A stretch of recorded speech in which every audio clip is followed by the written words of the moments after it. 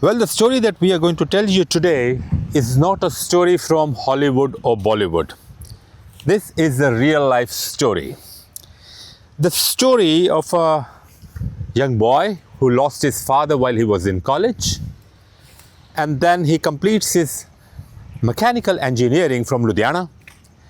And from Ludhiana, he moves on to Iraq on a professional assignment. And from Iraq, while he was in Iraq, the Iran-Iraq war broke out and he had to move to Kuwait.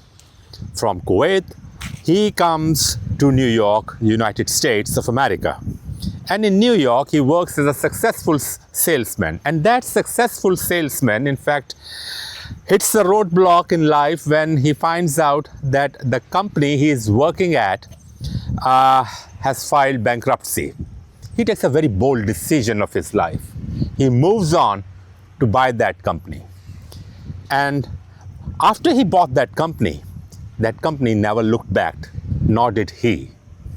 Meet Mr. Sunny Chabda, the same boy from Ludhiana, who is now the CEO and chairman of Agilent Solutions. Thank you so much, sir, for joining us. Thank you. Thanks for having me. Tell us about the story of your life. I said it in brief, but Sure. the whole structure of that story is missing, I guess. So please. Sure. Basically, I come from a lower middle class family in Punjab. Mm-hmm. My father worked at Pakra Dam, Pong Dam, basically some clerical job, and 5 siblings. All went to college. He managed with the limited resources, made sure everyone goes to college. My younger brother is civil engineer. I did mechanical. And my 3 sisters, also they did their masters. And they are all very well settled. As you just mentioned that after engineering, my first job was in Faridabad, Escorts. That was your first job? Yeah, tractor manufacturing company. Okay. I was there for 3.5 years, then moved to Iraq, from Iraq to Kuwait and US. And US, I started initially as a car salesman. From there, I moved to IT or computer salesman. From automobiles? I moved to computers. Okay. Yeah. So that company I joined in '88, and right out of the gate I had been doing very well, making 6-figure income. Started living a comfortable life. As a salesman? Salesman, yeah. And one day in '92, my CEO told me that, Sonny, we're going to file bankruptcy. You can look for a job, but don't tell anyone else in the company. And he can also help me to find one. And, I came back next day. I made an offer. I said, I'll buy your company. So I bought the bankrupt company for $400,000. You had that in your... I had about 120 to 125,000. Yeah. That I was saving to buy a house.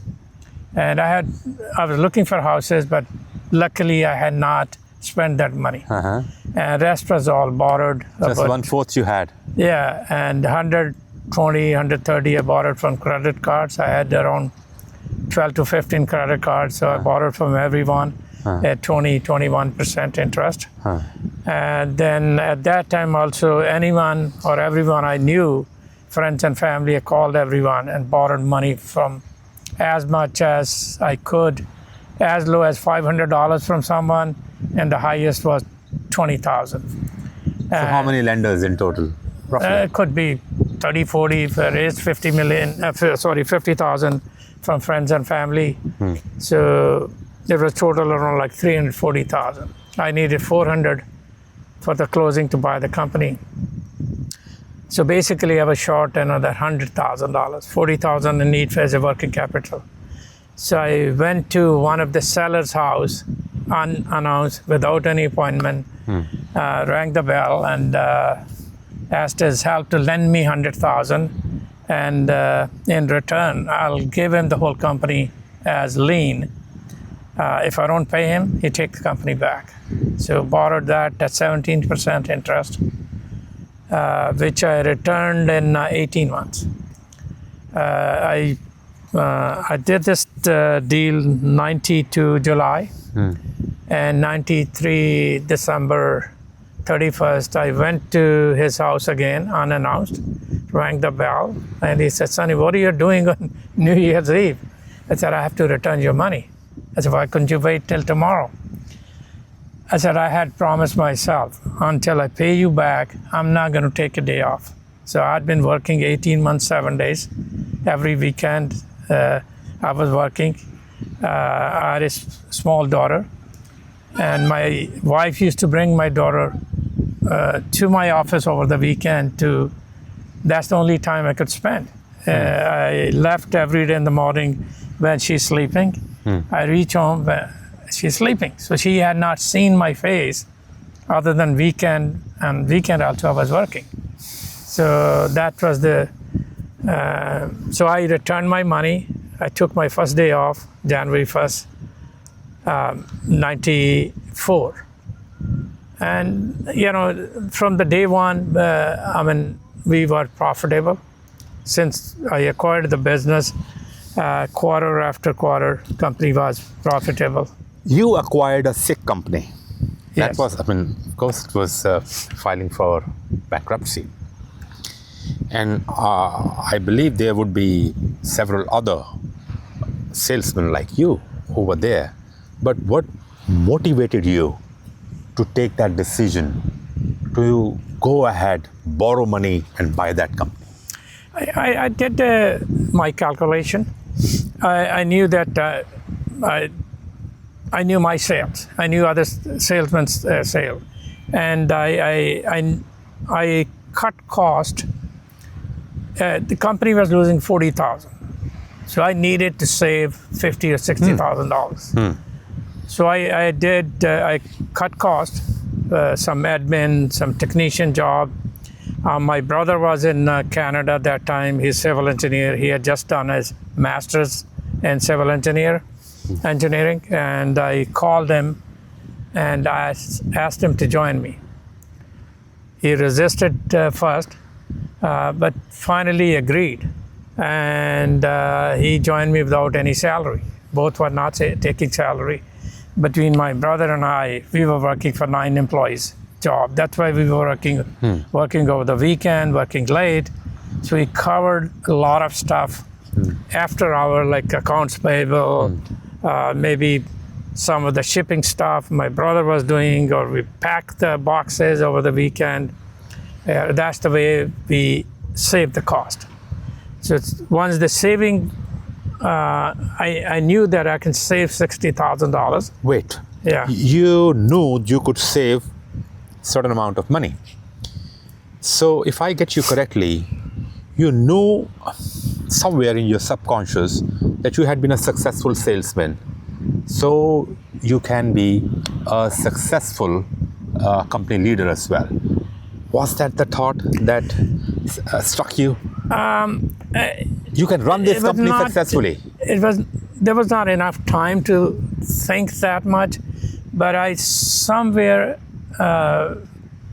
had a feeling that I can run the company. Instinct. Salesman basically is a company within the company. We are a commission-based salesman. If I can sell, and I was confident, though I didn't even know how to read a financial statement at that time, but I knew that I learned, and which I did. You weren't an MBA either? No, I'm not. Yeah. Still aren't? No, never. I don't even know computers even today, though I own a IT company, but I still don't know. I don't have IT skills. So I ran the company as a businessman. I made sure that I hired some smart people, and and I built the company in 6 years, from 92 to 2000. 8 years, we grew 6,000%. And I sold in 2000 for close to $100 million. And now your company is one of the leading providers of infrastructure, tech infrastructure solutions in the United States. Yes. Or in the world. Maybe you have offices overseas as well. Which countries are there? We are in Dubai, Romania. Romania covers Europe, and Dubai covers Middle East, basically. So what's your management mantra here in running a company? I have smart people around me. That's what when you go on my website, check my management team. Everyone with me 20 years or 25 years, nobody leaves me. All my senior executive and key employees, they are with me 15 to 30 years. So that's what it is. I treat them well, they treat my company well, and that's my success. In a way, you have a third eye that sees through people, that sees through people's competence and get the best talent. I can't say third eye, but if that's what it is, the right word, yes. I definitely have a good sense. I can judge who's a good employee, who's not. And I treat them, nourish them, and they grow with the company. So what are your future plans? Future plans, I sold my first company in 2000, started again 2005, which is now, it's Agilent Solutions Inc. It's the same company, right? No, the first one I sold, and then I started again, the second company in 2005. That's the company is Agilent. So Agilent is in a way the successor of the company that you bought. It's not. That first company I sold, 2000. Okay. Started fresh, a new company. Okay. And that company is Agilent Solutions Inc. It's more technology consulting firm, more infrastructure consulting, digital transformation, cybersecurity, cloud computing. That's what we do.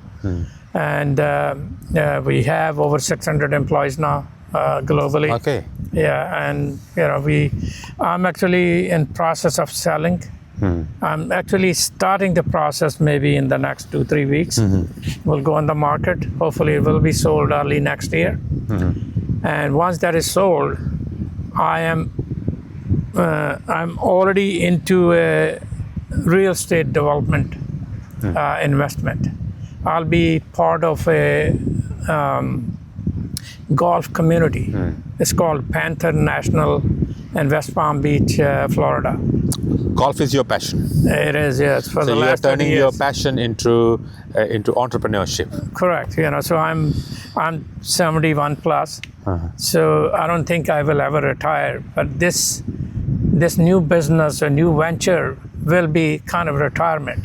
I'll be living on the same community. That's my hobby, and I'll be growing that community also. I'll be as an investor.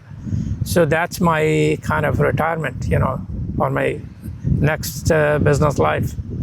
Well, you joined the Punjab feed, you spoke to us and told this inspiring story. What will be your guidance to the youth of your own community, the Punjabi community especially? See, I can't say that I'm a very smart guy. It worked for me, and hard work was the main reason. Hard work and smart work. It both, I worked very hard. I mean, most of my life I worked 14 to 16 hours a day. Though now I spend that much of time maybe at the golf course. I don't work more than So that was 20 hours a week right now. I'm investment. I'm a semi-retired. I have a succession plan. My number 2 guy is running the company, and even recently I gave him title as co-CEO. And once I sell the company, he'll become CEO. I'll be just on the board. So guidance in 3 bullet points for the Punjabi community, youth especially. Yeah, I believed in myself. There was a huge risk. I don't have money to buy the company. I have no experience. No one in my family was a businessman. Everyone, my cousins, uncles, everyone were in business. In service. They worked for someone or government. or army. I was the first one in my family who became an entrepreneur. But I believed in myself. I knew that I can do it. Believe in yourself. Yeah. Believe in yourself. And the hard work.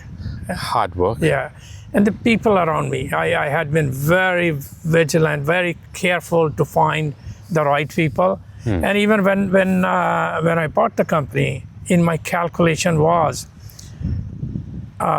first to save cost 60,000, which I did. Then I had identified some good sales reps in the industry, and one day I walked to my competition, another computer company, before I had officially owned the company, and hired a sales rep. So that was giving me another $20,000 profit every month. So so from the day one or the very first month, we were profitable with the saving and also hiring a new sales rep. So believe in right mathematics, and above all, I think, get the best talent, people who are loyal, people who are smart. Yes. Is that correct? Yeah, correct. Yeah. Thank you so much, Mr. Chabra, for joining us once again, and we wish you all the success for your further life and a very happy succession plan. All right. Thank you. Thank you so much. Thanks.